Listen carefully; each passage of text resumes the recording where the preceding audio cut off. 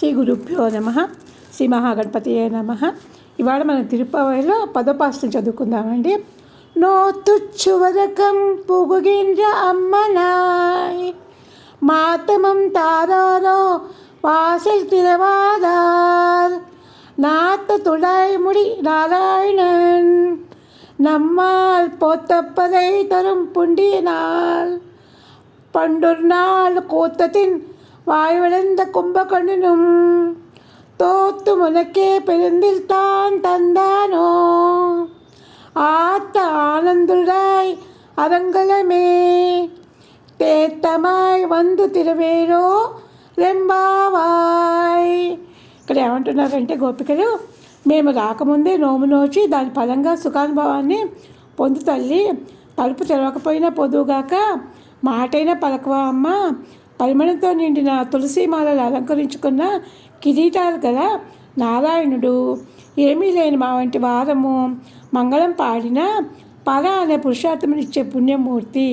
పూర్వం రామావతార సమయంలో మృత్యువు నోటపడిన కుంభకర్ణుడు నిద్రలో లేచే ఓడింపబడి తన సొత్తు అయిన ఈ గాఢ నిద్ర నీకు ఇచ్చాడా ఏంటి?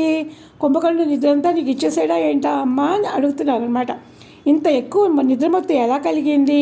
నీవు మాకందరికీ శిరోభూషణం లాంటి దానివి నిద్ర నుండి లేచి మైకం వదిలించుకుని తేరుకొని వచ్చి తలుపు తెరువు, నోరు తెరిచి మాట్లాడు, ఆవరణం తొలగించి నీ దర్శనం ఇమ్ము.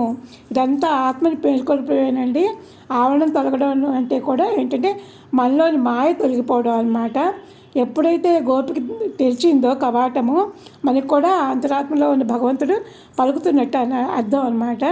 ఆ నిద్ర మానేసి చక్కగాను ఆ నామం పలుకుతూ ఉన్నాము. మేము నారాయణ మాకేమీ లేకపోయినా సరే మంగళం చేస్తాడు, పద అనే పురుషార్థం ఇచ్చే పుణ్యమూర్తి అని చెప్తున్నారండి. పూర్వం రామావతార సమయంలో మృత్యువు నోటపడిన కుంభకర్ణుడు నిద్రలో లేచి ఓడింపబడి తన సొత్తైన గాఢ నిద్రను నీకు ఇచ్చాడా అని అడుగుతున్నారనమాట. ఆవిడేమో లేవటం లేదు అంటే మనలోని అంతరాత్మ లేవాలి అంటే చాలా కష్టపడితే కానీ లేవదండి. ఎందుకంటే గుండె నిండా ఏ ఆలోచనలు ఉండకూడదు, ఏ మలినాలు ఉండకూడదు. అంతరాత్మ శుద్ధంగా ఉన్నప్పుడు ఆ శుద్ధంగా ఉన్న వెంటనే భగవంతుడు ఉద్భవిస్తాడండి. అసలు ఇంకా అందులో మనకి ఆలోచన అనుమానం ఏమీ లేదనమాట. ఒకసారి అనుభవం కలిగిందంటే ఇంకా అది చాలండి. ఈ జన్మకి మనకి ఇంకేం అవసరం లేదు.